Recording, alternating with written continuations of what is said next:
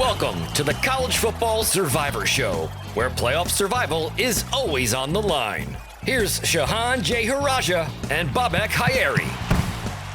Hey everybody, we're only a week into the offseason and it's been impressively packed. Coaches are moving, players are transferring, people are plotting. We already had a show about Saban's retirement, but before we get too far removed, we wanted to take some time to unpack Michigan's championship and explore some of its ramifications for both Michigan and the rest of college football heading into next season. This is the College Football Survivor Show, where we are all about the race for the College Football Playoff Championship. I'm Bobak Hayeri, and I'm joined by Shehan Jeyarajah, national college football writer for CBS Sports. You can find us on X and TikTok at CFB Survivor Show, where we have video highlights of the show, run polls, and listen to your feedback. As a podcast, we always appreciate it when you take a moment to like, rate, and subscribe to us wherever you get your shows. Good reviews help us expand our audience. Hey, if they're interesting, might even talk about them on the show. It's been only a week since the season's ultimate college football survivor was crowned, but my goodness, it feels like it's been a long time. The Michigan Wolverines, who, as of this Monday recording session, are technically still coached by Jim Harbaugh, completed a 15-0 season. That was almost as notable for what happened off the field as on it. We wanted to take a second to kind of talk about what that means. Sean, what are your initial thoughts on this? Yeah, I think that, you look at this Michigan team, and I think that in a lot of ways, the off-field stuff kind of made them more resilient on the field. It was almost a last dance situation, I feel like, where everybody knew that there's so many players who could go to the league after this. There are so many players who could decide not to come back. There's so many coaches who might not come back in 2024 that I think that it made it a really unique year, a really unique kind of situation. And players bought into that, and coaches bought into that. They coached and played every game in a way like it was their last, I think. And when you saw the urgency that they played with in the Alabama game and the Washington game, I think it really stands apart that they knew that this was a life-changing opportunity for them. Yeah, it's rare you see a team where everyone heading into the season thought, this is it. This is the make or break season. The last 4 years, the rebuild from that crater of 2020 is coming to this. You've got a lot of seniors. You've got a lot of experienced talent. Everyone felt like win or lose, Harbaugh's status as wanting to stay there was kind of in question. I mean, even early on in the season, people thought it seems like he might be getting tired. He might want to move on. So all of that stage being set, and we've seen it set before with other teams, but I don't think we've ever seen a team not only take on extra drama throughout the entire season, but manage to persevere and have for the team a storybook ending where you go 15-0, have the parade, the championship, the victory lap, all of those things. I mean, for Michigan fans, that was you rarely get a season that has all of those factors coming together, and then the team manages to meet expectations. Because I think if they had lost, I don't know, to Ohio State, if they had lost somehow to Iowa, if they had fallen in that overtime game to Alabama, people would have been like, okay, yeah, that's about right. That was just too much. They were trying to do too much at once. And, good job, great effort, especially if they'd fallen again in the playoff. That would have been interesting, actually, because then there would have been the whole complication of he just couldn't win. He just could get to the semifinal and not make it. But yeah, that is just what makes this team kind of striking, is that all the things coming together, they manage to stay focused. I still get a kick out of looking at I think it was the 2023 season on Wikipedia, and you see the section on coaching. And now there's a gallery of all 5 people who had coached that team at one point or another. Usually you get a season it was 2013 USC where they had 3 head coaches at one point or another because it was utter chaos. This is a rare instance where you have that kind of a situation, and they made it through. But one thing that we learned is that I guess Harbaugh can make it happen. I mean, he proved himself after years of doubts. Again, hitting rock bottom in 2020, he's demonstrated that he could do it. And say what you will, he's an interesting guy. He's got some quirks, but the man truly, truly is a dyed-in-the-wool fanatical believer in the concept of being a Michigan man. And he did it. He had his own I don't want to say he had a storybook ending because the guy clearly wants to do more. And as we were talking about it, he's now officially interviewing for NFL jobs. But as far as this chapter, which may or may not be the best chapter in his particular book, he did it. And maybe they'll keep the championship in the long run. Who knows? But I don't think anyone in Ann Arbor cares about what the NCAA eventually says about it. They got what they need, and they put a nice tight bow on it. Well, and I think the other part of this too is that there definitely will be punishment. There definitely will be complications. I don't expect that a championship is going to be vacated. Also, by the way, who cares about vacated championships? I'm sorry. Louisville basketball won a national championship. It happened. Reggie Bush won a Heisman Trophy. It happened. We were there. We saw it all. And so I do think that you saw so much from Michigan that they wanted to push these questions to the offseason, right? They wanted to wait. They wanted us to be able to see this team come to fruition, and whatever happens after the season happens. Again, that's why I kind of go back to that last dance analogy. The head coach in charge of all this might not be here heading forward. And I think everybody understands that's a possibility. So ultimately, I think it's something that that Michigan fans, like, nobody should look back on this team no matter what happens and think, oh, there was an asterisk there. Oh, there was, whatever. Like, nobody should look at it like that. I don't think anybody will look at it like that. I mean, honestly, the whole, like, all the stuff around this team, in hindsight, just feels like such a sideshow, right? Like, Connor Stallions yesterday posted on Instagram with his championship hat in front of the Horseshoe Stadium in Columbus, Ohio. Like, that is just so wild. And that's really how I think we're gonna remember this team, is just like a chaotic force. And but at the same time, we're gonna remember them as champions. Yeah, all we needed was like a coach's monkey, girlfriend's monkey into biting somebody or something, just to kick it up to another level of madness. Yeah, but my question is this: so I'm gonna assume, for the sake of assumption, that Harbaugh, he's gone, because he absolutely, I think he's checked out. Even in that press conference, the only answer he had to questions about his status was, "Can I just enjoy this moment?" which pretty much, I think I respected that, but it said all you needed to know about it. But how much, because I'm now drawing a comparison, the future of Michigan to the future of Alabama, because we've already had a discussion about that, but Nick Saban retiring was that was a bigger surprise, not a total shock, but a bigger surprise. But that suddenly frees up one of the Cadillacs, the Rolls Royces of college football. And then Michigan is expected to also free up. So now I'm thinking to myself, Kalen DeBoer has been obviously now hired at Alabama, so he's inheriting a system in place.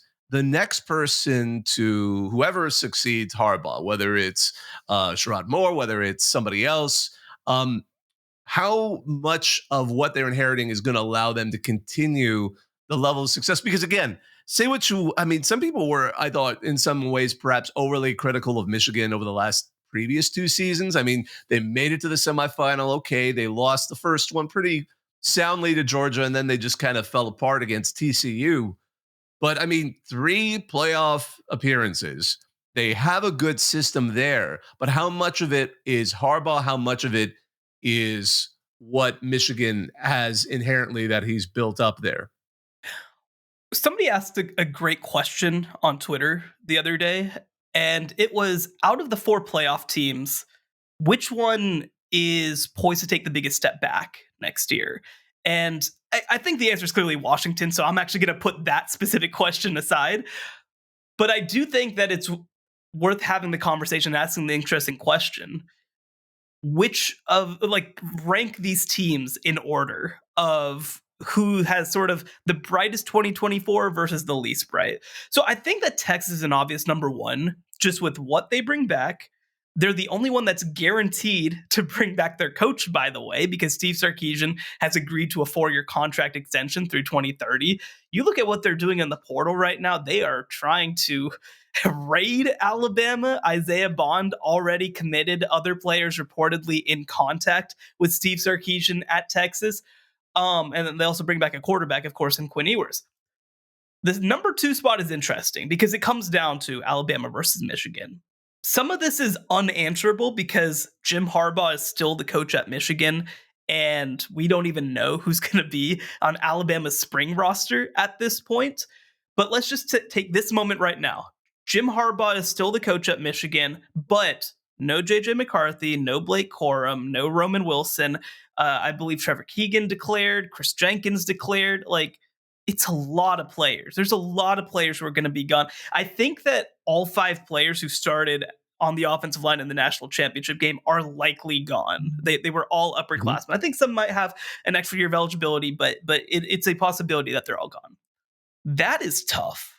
That is a really difficult situation, even with Harbaugh coming back potentially to work through. And then you do have to factor in, right, at quarterback. Are you looking at Jack Tuttle? Are you looking at Alex Orji there? Do they look to the portal to try to bring somebody in? I think that's in itself a pretty difficult situation. Obviously they have, one of the elite coaching staffs, if not the elite coaching staff in all of college football, with Sharon Moore, with Jesse Minter at defensive coordinator, with some of the position coach that they have, Steve Klinkscale in the defensive backfield, Mike Hart at running backs coach. That they do a great job. But they're also not a team that's built around kind of quickly moving through the portal either. They're not going to just all of a sudden, and the portal window is also generally closed. Most of the people who are top transfers have already found new homes. So it's a tough position to be in if you're Michigan. I think that next year, 2024, was always going to be a rebuilding year once JJ McCarthy and some of these juniors declared that they were leaving. And again, like, he won a national championship. There's nothing left to prove here if you're JJ McCarthy. I do think, I mean, this is a conversation we can have further in the offseason. I do think he probably will leave as, the greatest Michigan quarterback, at least of the modern era, with what he was able to do at Michigan, regardless of what you kind of feel like his role is in it. But I do think that they have a lot of work to do. And I think you even have to make the comparison to some extent. Look at what Oregon is bringing back and look at what they've added with Dylan Gabriel. Evan Stewart at wide receiver just transferred into Oregon, which is freaking insane. Dante Moore as well. I think you look at Ohio State and look, Michigan, I will pick against Ohio State until Ohio State proves that they can compete, which is exactly the same way that I felt about it the other way around until 2021. Like, I'm going to pick Michigan next year unless they're 6-6. Like, I'm going to do it because I'm sorry, Ohio State, you gotta grow the hell up, man. You gotta grow the hell up. But I think that you're free to believe that. I think Ohio State's got a really strong case next season because of who they're bringing back. But I think they had an even better case in 2022, and then they lost. Well, they got rid of the boogeyman, Kyle McCord. No, but goodness. But I think that ultimately, though, right? Like, Ohio State, you look at them right now. They bring in Quinshon Judkins, one of the best running backs in the country from Ole Miss. They're returning a shocking amount of production on offense. They got JT Tuimoloau to come back, Jack Sawyer to come back. Like, this is the Ryan Day year. If he doesn't win the title next year, then he probably just won't win a title. Like, this is the year. And so you're competing with Oregon, you're competing with Ohio State. Penn State obviously wasn't as good as we maybe thought that they could be. But, like, this is a tough path, is the point. And so I do think that we're going to learn a lot about Michigan in 2024 in terms of, like, this was a development cycle sort of program in 2023. I'm going to be very curious to see what happens in 2024. Another part that we do have to mention, if Jim Harbaugh leaves, would you just promote Sharon Moore, try to keep things going? Or do you feel like you have to do a real national search?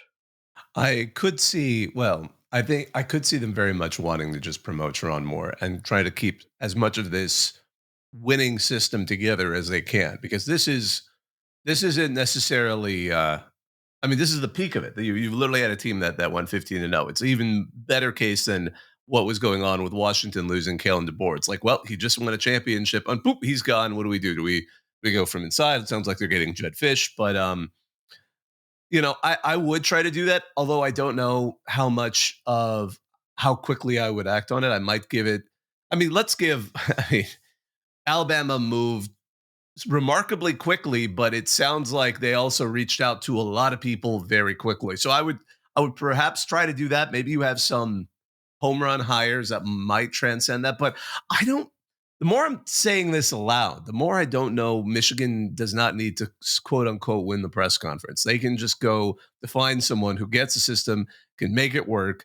And I think more has been I mean, especially with how he wrapped the season up. That was where he kind of took over. Because I mean, the man coached 4 games for the Wolverines altogether. And seeing how he did, I think he earned his spot um, as a head coach if they want that level of consistency. I mean, we've watched. I mean, but sometimes schools go in a different direction. That's what we saw with Alabama. They were willing to look completely outside. I mean, completely outside of the coaching tree. That was when we talked about that. I was like, well, my only hesitation there, the man has like no connection to the South, and they were willing to go that way. So maybe that's something Michigan would consider. Part of it depends on how the athletic department's shifting, but I could just see historically, for those who remember the coaching hires before they brought Harbaugh, they feel like they got bit by Rich Rod. They really did. I remember like he's not a Michigan man. We need a Michigan man here. I could see them sticking as close to that as they possibly can, and it's going to be tough to follow Harbaugh. It's not going to be as tough as following Nick Saban, but it's going to be a tough play to follow Harbaugh, knowing, as you said, they're losing so many players, both from graduation, from declaring for the draft. Even Harbaugh staying for a year was going to be a bit of a rebuild. It was going to be maybe realistically, I think, a 2 to 3 year to even get into the zone they were at right now.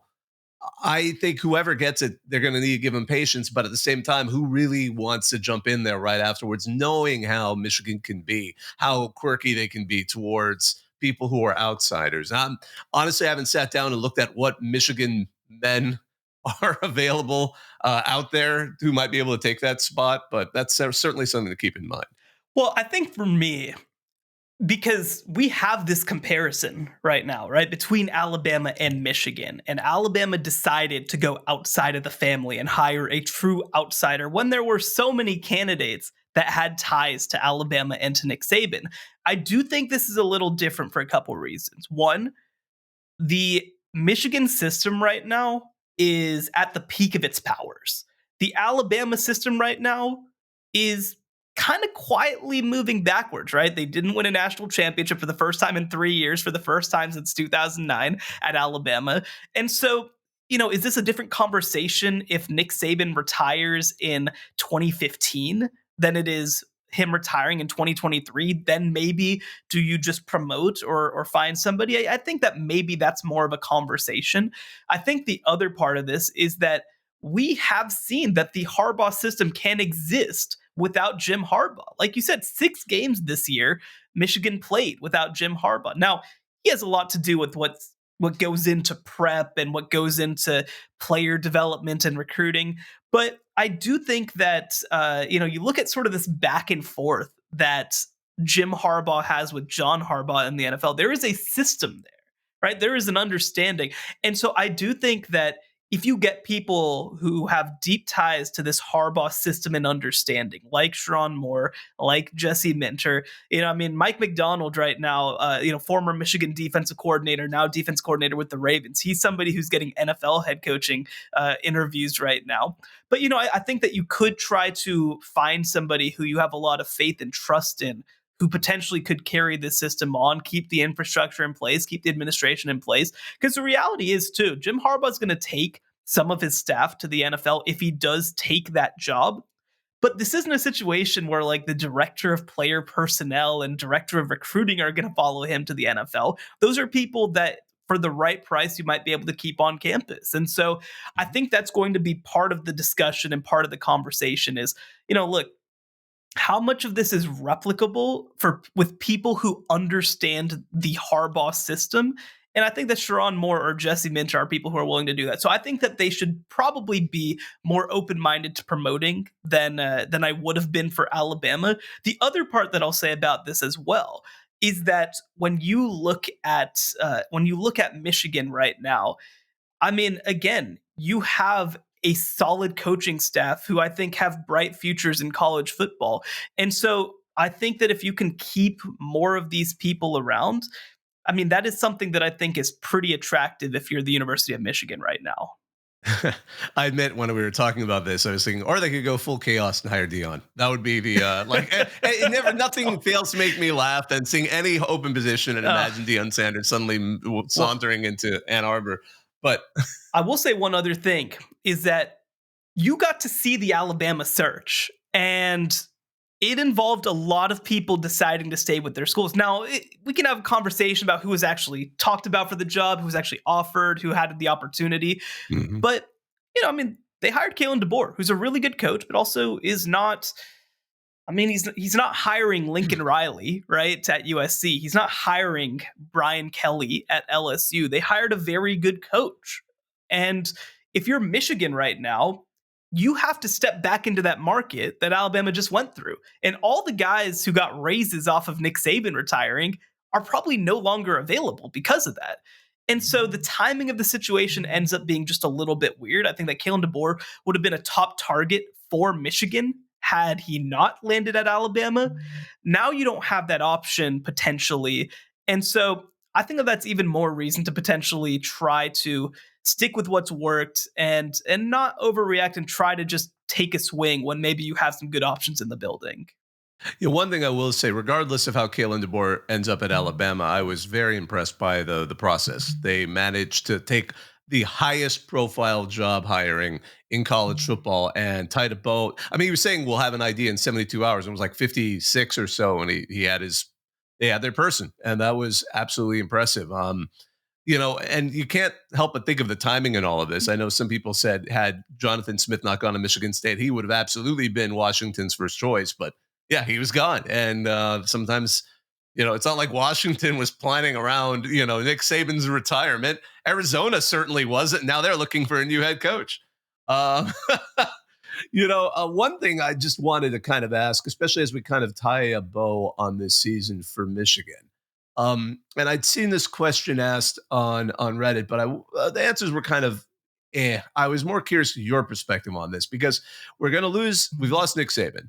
We're probably going to lose Jim Harbaugh. So if you're ranking the top 3 head coaches active right now, based on, a little bit of past reputation, current reputation, and potential future benefit, where would you rank them now? Because Saban was by far number 1. You could argue Harbaugh had worked his way into the very least the top 3. And, the thing that was pointed out is some have said Dabo Swinney started to dip a little bit and his star has descended a little bit. I mean, clearly they were able to rally after Tyler from Spartanburg, but it's still not quite the championship runs they were going on.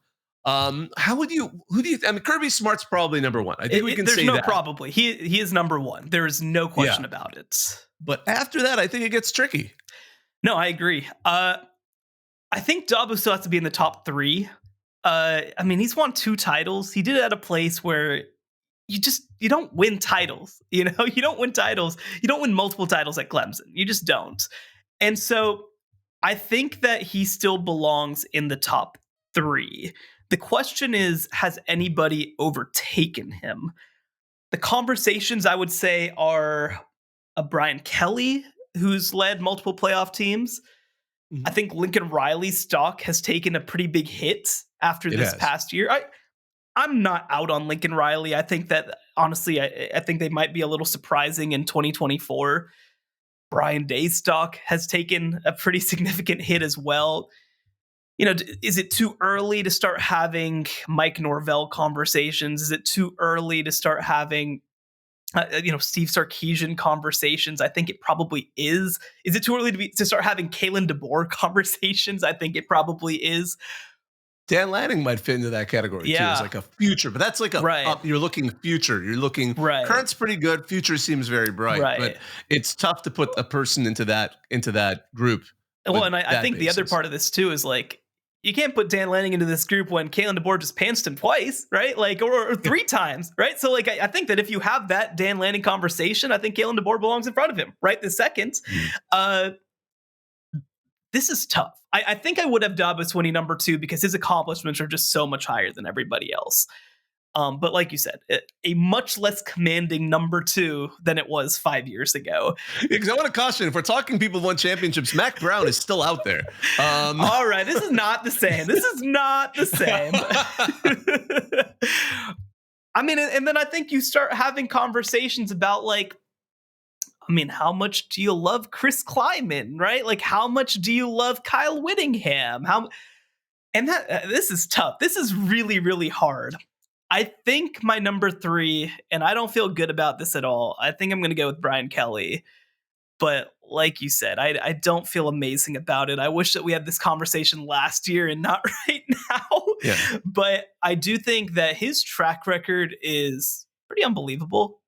You look at what he accomplished at Notre Dame. We can have the conversations about not reaching the top level, but to be extremely good for an extremely long time is crazy. Even in this down year, they went 10-3 at LSU in the SEC Heisman, West. Yeah, with the Heisman Trophy. That we have a conversation about the Heisman Trophy, but it is very impressive. And he did it at Notre Dame. He moved to LSU, a team that had gone 500 the year before and took them to an SEC West title. They have a lot to figure out. They have a lot to prove in 2024, of course, but there's a difference between going 9-3 in a not great season and, like a Lincoln Riley. And just to have, I mean, Ryan Day is such an interesting conversation because I think it also, for me, it's always going to come back to how highly I think of the Ohio State job, right? Like, I think that Ohio State personally is the number 1 job in college football. And I think it recruits itself at this point, especially after Urban Meyer's recruiting operation. I think that the development stuff is there. I think that the organization is there. And he also is such an interesting coach because you've had coaches like Urban Meyer and Jim Tressel who have lost games along the way, but they usually win the big ones. Ryan Day never wins the big ones, but he handles his business along the way. So it sort of ends up a question of like, well, are they just so talented that nobody else can really compete with them outside of 1 or 2 teams? I don't know. I don't know where to weigh him, but my ultimate feeling on Ryan Day is that you have one job at Ohio State University, and he's failed to do it for 3 straight years. I mean, you can even say two jobs, right? It's beat Michigan and win the Big Ten, and he hasn't done it. So I don't know. I think Ryan Day's next season is going to have a decent shot, though, because that schedule suddenly looks like Michigan's schedule. Yes. That was this season. Of course, the trick is they play at Oregon, which is that new surprise getting thrown in there. So Dan Lanning versus Ryan Day. Man, Dan Lanning, Ryan Day, that is going to be the amount of writing that's going to be about that one, especially because, I mean, for those, if you're listening and you're wondering what we're talking about. So Ohio State, their schedule heading into is Akron, Western Michigan, Marshall, Michigan State, we'll see. Iowa, we'll see if they have an offense by that time, before they head to Autzen, which is a wild place to play. I've been there as a fan, and it is as loud as they describe. That'll be an interesting one. That'll be a great question of Dan Lanning's line or trend line. Yeah, his career line and Ryan Day's career line, which way are they going? Yeah. It'll be fun to see that. That's going to be but I don't want to get too far ahead of ourselves. Well, no, you have to answer the question too. Who would you have in your top 3?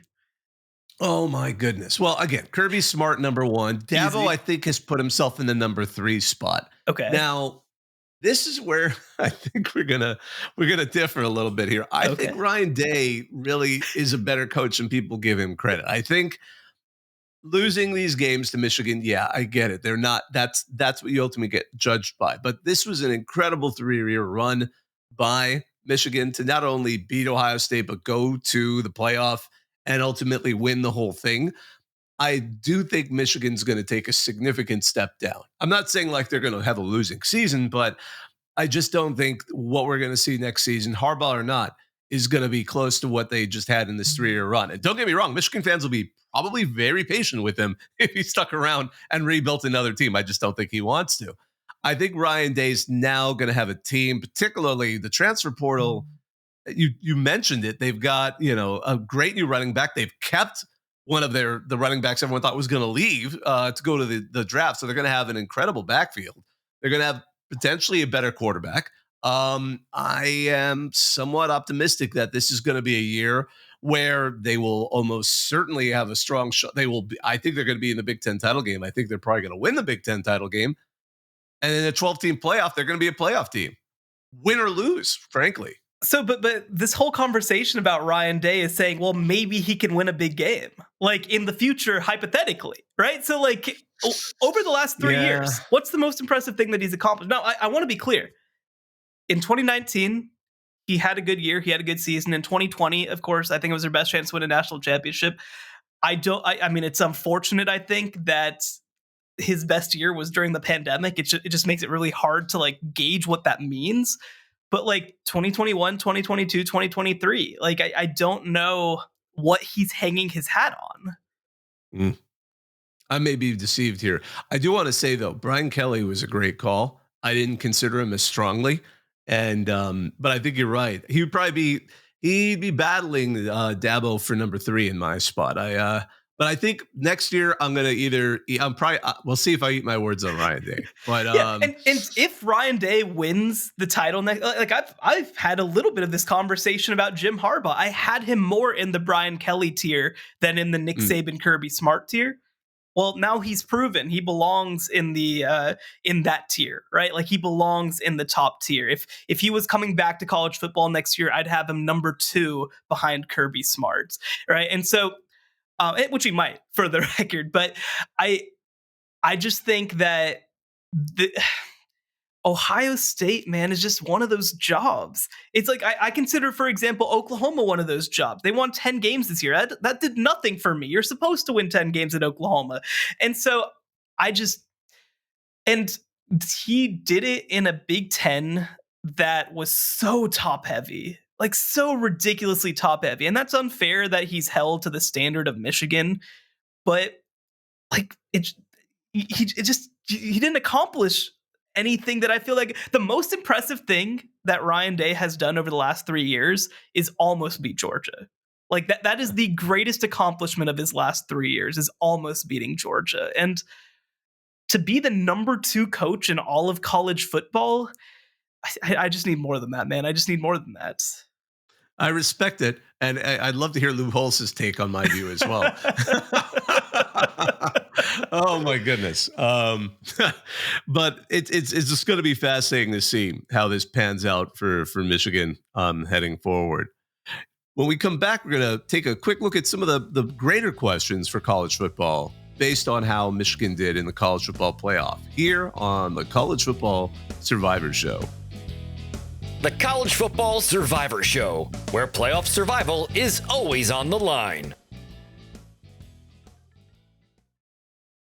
So with Michigan winning in their own way, winning the way that Harbaugh built that team, which some thought was designed to beat Ohio State, but not necessarily win a playoff game, let alone win a national championship. You can just say me. You don't have to say some people. You can just say me. Oh, no. You're not alone on that view. You're absolutely not alone on that view. I want to be clear. But it kind of begs some larger questions for college football in general, mostly around how they built that team. And is there a shift in how these sorts of teams are made? Yeah, it's a great question. And I think we have to not just look at Michigan. I think we need to look at the last 3 years of data. And the reason that I say that is look at 2021 Georgia. I think 2022 Georgia, they were an awesome offense. I've made the case before that they were actually more of an offensive team in 2022 than they were a defensive team. Still a really good defense, but they were led by their offense. 2021 Georgia was a defense, and they have a case for being the greatest defense in college football history, I think. But we've seen this twice now in 3 years, where great defenders, experienced defenses, teams that are able to shut down even great opposing passing offenses are able to win that way. And it's funny, right? Because we've been in the era of the SEC for most of the last 20 years. And Georgia, of course, still an SEC team. But stylistically, we're starting to see football kind of move back a little bit. I've made the case before. Obviously, I have a Big 12 background. I mean, I think it's 4 of the top 15 running backs in college football are returning to the Big 12 in 2024. I think that we are moving away from pace and space, spread, chucking the ball down the field. And I think that we're starting to see that it is possible, if you have continuity, if you have experience, if you have talent, if you can develop at a high level, to actually build defenses that can compete with some of these offenses. One of the cases that I always make is that the biggest difference between college football and the NFL is defensive back play and offensive line play. Like that's where you see guys struggle at the next level. Is, hey man, those windows are no longer open at the NFL level like they were in college. But I think that we've started to see, especially at that defensive back position and especially schematically on the defensive side of the ball, they have come up with some stuff that's really confusing receivers. And this is, again, I think a conversation we've had before. Like, receivers aren't able to coast on physical traits anymore. It's about timing. It's about being able to win underneath even more than it is being able to just win a one-on-one matchup. I think that there are receivers in the game now who would have been stars in 2012 that now can barely get on the field. Like, I think that even you look at Alabama, they have recruited at an incredibly high level at receiver, but those guys aren't winning because of the way that opponents can defend them differently. And so I do think that defense is starting to fight back a little bit. It's starting to strike back a little bit. We saw some of these first waves with the late 2010s Clemson teams, which stole, by the way, from Iowa State. I want to be very clear about that. Iowa State is where a lot of this originated, but they started running these 3-man fronts, dropping 8s, and having versatile defenders that could attack from all over the field. Again, that was Iowa State first. I want to be clear about that. But Clemson kind of took it to that next level with an Isaiah Simmons coming through. Now you're starting to see, teams obviously winning up front with 4 at such a high level and being able to drop back and being able to play, cover 2 shells and all this sort of stuff. So I don't know. I've always thought, because I came up, in the 2010s when offenses won, I thought that we reached a point in college football that offenses would win forever. I think it might be changing.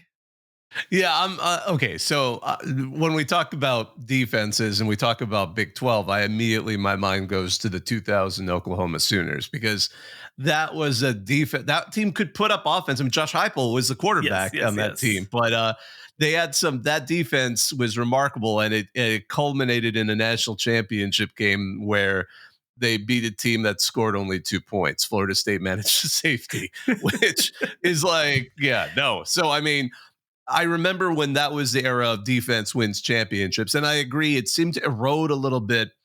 I always think of guys like Chip Kelly and the offenses we started to see that were really not only, because sometimes the question was, I mean, if we're talking about the kind of the larger evolution of the thinking, was, it's gimmick offenses. Some of the stuff that was Mike Leach was running, everyone's like, oh, well, yeah, but it's Texas Tech. What else can they do? You'd see some of this conversation happening.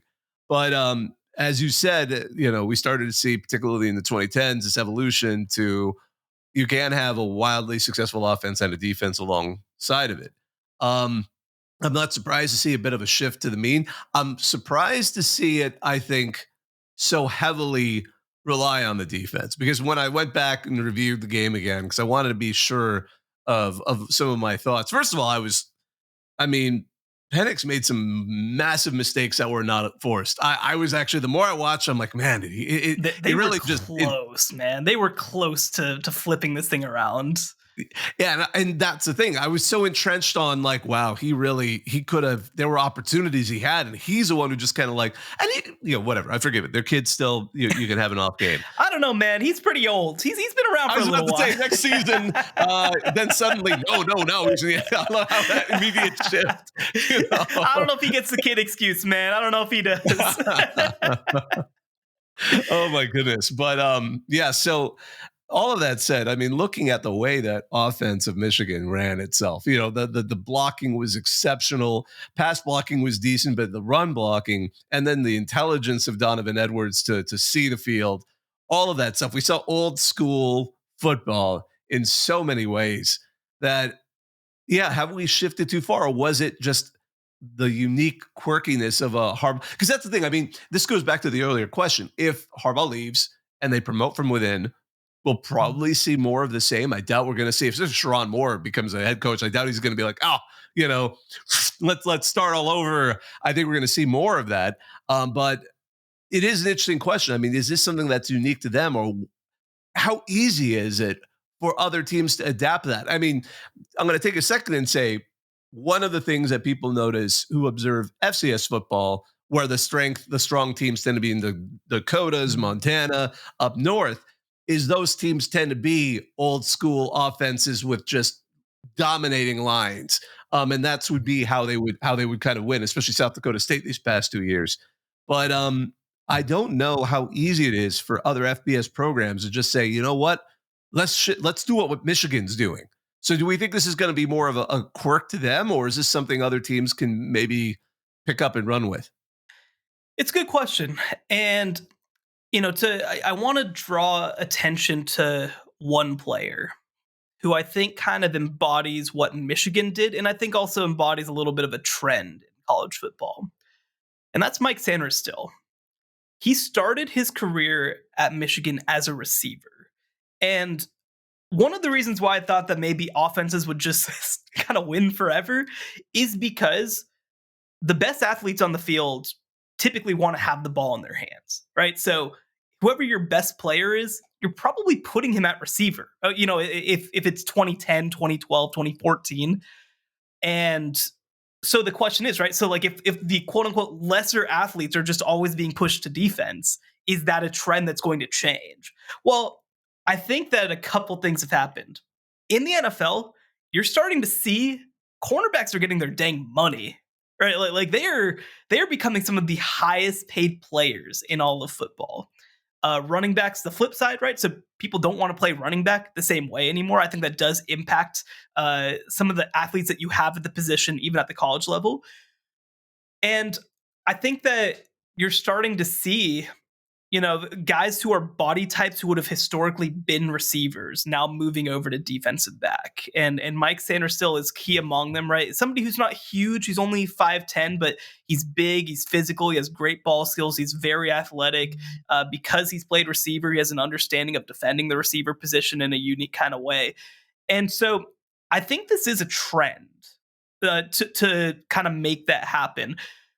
The other piece that I think makes this interesting, because like you said, I mean, we're starting to see that great athletes are starting to play defense more often, especially in the defensive backfield, those swing type athletes who would have been receivers before.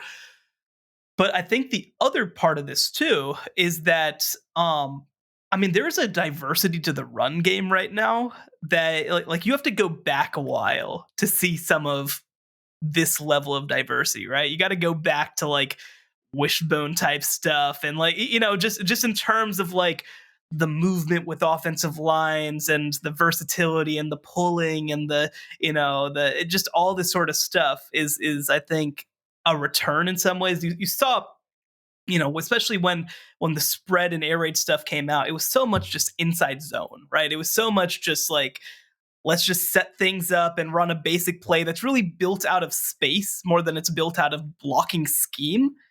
And I think that you're starting to see, I'll even point to the Alabama Rose Bowl game. They had that drive where they put in a second tight end as a blocker, and that dude was doing work, right? Like, and I think that's kind of, the flip back. Again, one of the reasons that I love covering the Big 12 especially is because, like, they don't not have recruiting juggernauts. And so they always kind of have to stay ahead in their own way. You see, like I talked about, the evolution at Iowa State of the 3-3-5 to a different kind of level where you have these versatile edge defenders who are able to drop back into coverage. And so then you also see the flip side of that, which is like the growth of the wide zone run game, where you start to see the counter game pull up, right? And so this is like an evolution of a response to that, of the cover two shells and taking what's underneath, I think, in a lot of ways. So anyway, I'm rambling a little bit, but this is such a fascinating concept to me. And I think that all this to say, I think that a lot of this goes back to, where do people want to play in 2024? Do guys just want to catch the ball in space and run with it like they did a while back? Or do they want to develop into high-level defensive back prospects? Do they want to play linebacker? Do they want to play safety?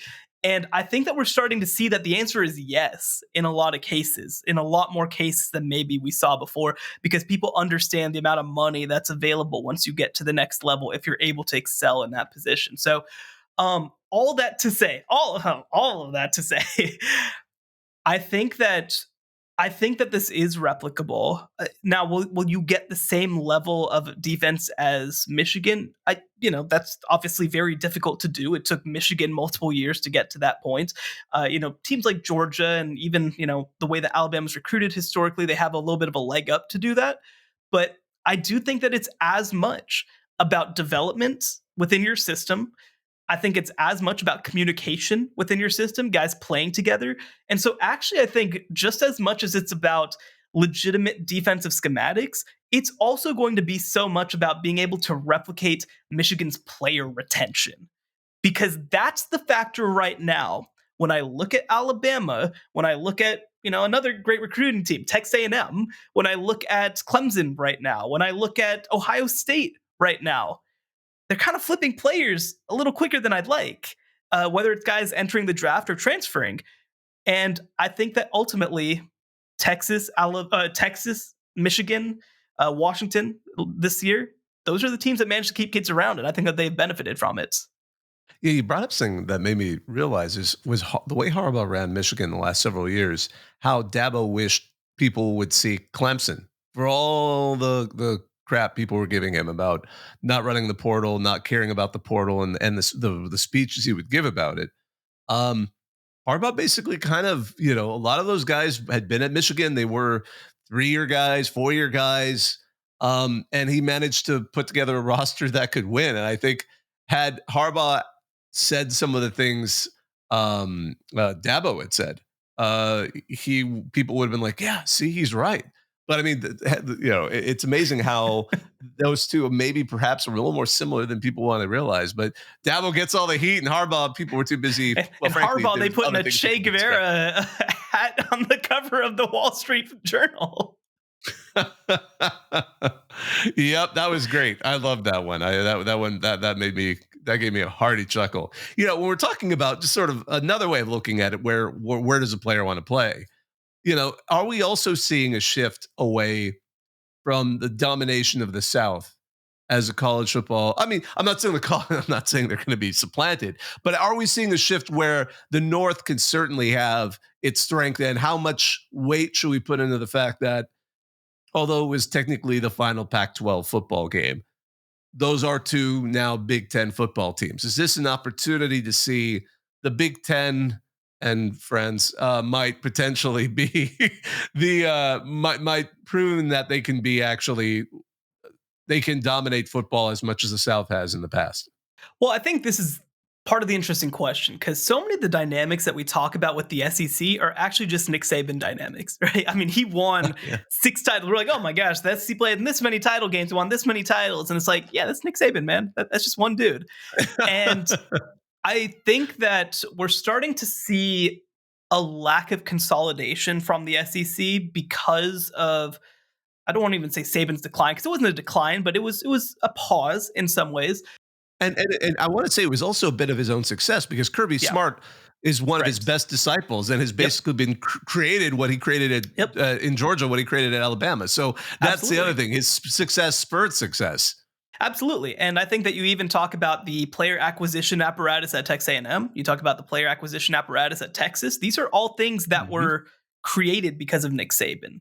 But the fact that there's multiple of them now, I think evens things out just a little bit. Not even getting into the Tennessees and the Miamis and the Oregons that obviously are kind of causing chaos with just, NIL operations and all this sort of thing. But I think the other part of this too is that I think that northern programs, you see a Washington, you see an Oregon, you see a Nebraska actually going into Texas a lot. They understand, I think, that football is national now. And there used to be a time where I mean, if you're a Southeastern kid, like you got to stay home, right? Like that's what everybody's going to do. I think the dynamics are changing just a little bit as the sport gets more national. It kind of happened the reverse way where California kids were like, well, I have to play big time football, so I got to leave. I think that's going to change just a little bit because now they're in the Big Ten and now they feel like they're playing big time football. And I think the other part of it too is that, I think that there's more of an understanding for a handful of programs what they're actually looking for. Like, there's so many programs in the Big Ten right now that are trying to emulate Iowa. Minnesota does that a little bit. I think that, and Wisconsin might be even a little bit of a better example of what teams are trying to emulate. But you see Illinois, right? They literally hired a former Wisconsin coach. Well, this is a more realized version of what those teams are, is what just happened at the University of Michigan. And so I think that there's going to be a little bit more of an understanding of that. I'm curious as well whether it trickles down to the high school level in the North, in terms of running maybe these more complex blocking schemes, whether it's, guys recommitting to defense. We saw this so much, obviously, in my home state of Texas with the air raid taking over high school football and 7-on-7 and all this sort of stuff. And so, look, will they be able to match the level of dominance of the South? That to me is a bit of a stretch just because of the amount of talent in the South. But can they pull things closer than they did before now that the Big Ten finally has a second team that's won a national championship since we started having national championship games? I absolutely think that that's going to be a factor. It brings up another interesting question too about where, as you said, the flow of recruits. Are they willing to also look more nationally? And I haven't really looked at the numbers, but it's interesting to see because there's two levels of it. There's the high school recruits and then there's transfers. Because you can't look at Washington and ignore the fact that two of their stars, Michael Penix Jr. is a Southern guy who went to Indiana and then transferred over. And Dylan Johnson, the running back, was a Mississippi guy who went to Mississippi State and also ended up at Washington. So they flowed sort of in the secondary market. I don't know how you want to call it, but once they realized that this isn't about playing in my local school, this is about playing to win, and I don't care where I go as long as I can get maybe some compensation, but also an opportunity to shine. So on the transfer portal market, I think that has made every player has come to this consensus, this conclusion that, I just want to go where I want to work. But I think that question for me now is at the high school level. How quickly will it take for a kid, let's say in Alabama or Georgia, to suddenly strongly consider a Michigan or a Washington? I mean, they have been before. The top tier teams can. Certainly Ohio State can pull from anywhere they want. But it's like now will we start to see, particularly now that they're going into the Big Ten, as well as their higher caliber, kind of their higher status, higher attention with Oregon and Washington. It'll be very interesting to see those guys as they start to recruit in this market. And will there be players who will be willing to cross the nation for it? And also, to be honest, if I were a recruiter, I'd be like, look, I wouldn't want to sell it this way, but if I had a wavering recruit that was like debating about the distance, I'm like, look, if you don't like it, the portal's a thing. It's no longer, you don't have to go transfer to some, I was about to say D1 AA because I'm old. You don't have to transfer to some FCS program or some JUCO and then work your way back up. You can just go back to wherever, if you're talented, they'll take you. Goodness, it's fascinating to imagine that because you brought that up and I'm wondering how much of a shift that's going to be because, Ann Arbor's still cold. It's negative as we're recording this. It's in the negative temperatures today. I know because I have a friend there who moved from abroad, and he's like, I'm already over the cold. And I can't imagine he's not from a place like Louisiana or Alabama where it gets really hot, and he's from a more California climate. But some of these guys grew up in like Florida. It's going to be a dramatic shift for them. I'm curious to see how that works on the recruiting angle. I hadn't really considered that, but. And so I think that one sort of informative thing is to look at Oregon's transfer class, because I think that transfers might actually be also the second piece of this, where you're seeing blue chip guys going all over the country. And, for Oregon, Evan Stewart, he's from Texas, right? Transferred from Texas A&M. Dylan Gabriel, he's from Hawaii. He transferred from Oklahoma, started his career at UCF.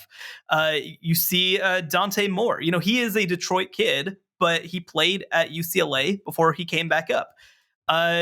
Jamari Caldwell, another Texas kid transferring from Houston. So I think this is a way to even things out a little bit, because one thing that you hear, and I wrote a story a while back about the transfer portal for CBSSports.com. Maybe I'll tweet it out again.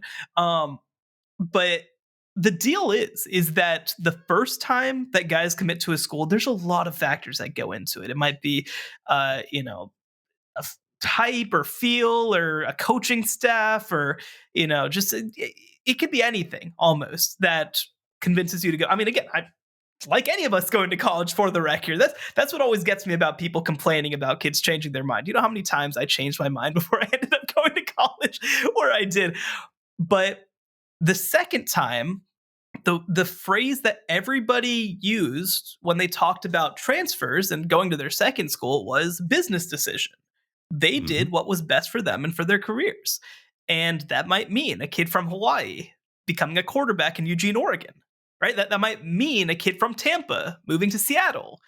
And so I think that the second transfer, I think, is going to end up being a huge benefit for Northern programs, because it gives you a second chance to be able to come in and say, I'm going to put myself in the best football position possible. Because we talked about it with Doug Maurice on our Northern football show.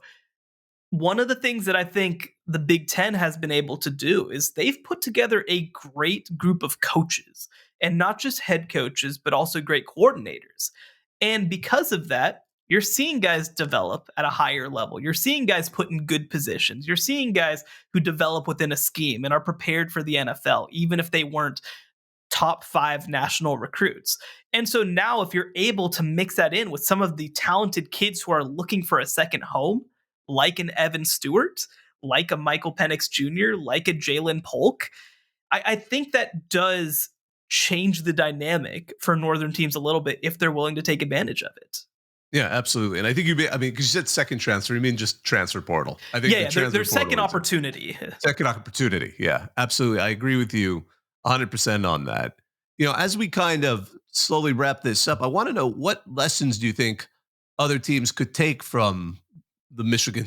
I call it the Michigan model. I'm like, that feels too much like it, Jeva. The Michigan man. Like, I don't know if I quite got that. But from what we saw from the Wolverines this season, what are some of the biggest takeaways if you were advising or writing in an article for CBS Sports? What lessons could other programs take away from Michigan this season?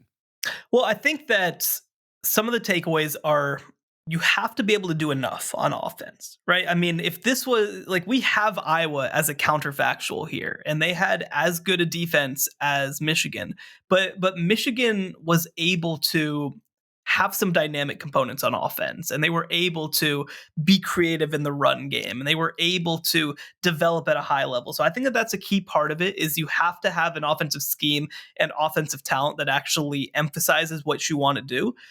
I think the other part of it is development matters, and getting old matters. I make the comparison to college basketball, where we see these teams that consistently have one and dones, right? Duke and Kentucky, Duke hasn't won a title since 2015. Kentucky hasn't won one since 2012. I'll even point to my own alma mater, Baylor. They've started putting one and dones into the NBA, and they haven't been back to the Elite Eight since then.